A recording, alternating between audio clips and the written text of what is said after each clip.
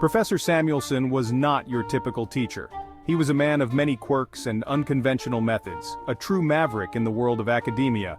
He preferred wisdom to textbooks, experiences to exams. His classroom was a place where the boundaries of traditional education were constantly pushed. Students crowded his philosophy class not for grades but for his quirky life lessons. They came to be inspired, to think differently, and to see the world through a new lens.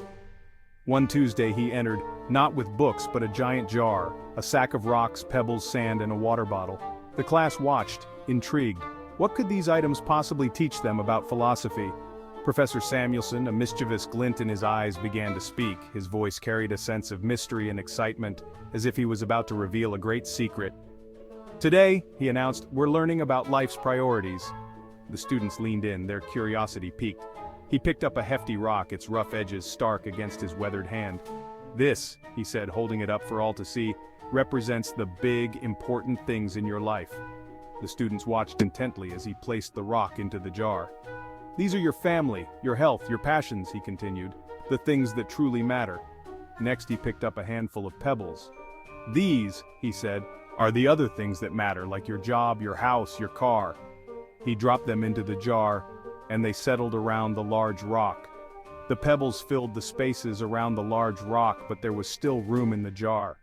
The students began to see where this was going, but they remained captivated. Then he picked up the sand. This, he said, is everything else, the small stuff. This, he said, pouring it into the jar, represents the daily hustle, the endless to-do lists, the constant busyness. He let the sand trickle through his fingers and into the jar. It filled the remaining spaces surrounding the rocks and pebbles. The sand filled every tiny crevice, covering the rocks and pebbles. The jar now appeared full, but Professor Samuelson wasn't done yet. With a smile, he asked, "It's truly full, right?" A student hesitantly nodded. He held up the water bottle. "And finally," he said, "we have water." He poured the water into the jar, and it seeped into the spaces between the sand, rocks, and pebbles. The water filled the jar completely, making it truly full. The water, he explained, is the unexpected, the spontaneous moments of joy, the unplanned adventures, the simple pleasures. The students watched in awe, realizing the profound lesson they had just witnessed. Professor Samuelson looked at his class with a satisfied expression.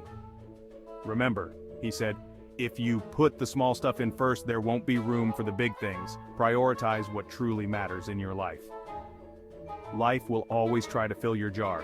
If you don't prioritize what's truly important, the smaller, less significant things will take over, leaving no room for what truly matters. The students nodded, some taking notes, others simply reflecting on the powerful message. It was a lesson they would carry with them long after they left his classroom.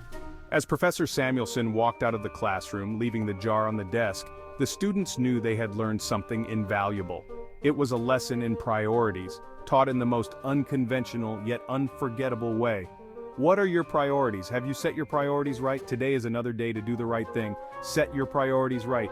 Thanks for watching. If this video has inspired you, kindly like, share, and subscribe to this channel. See you in the next video.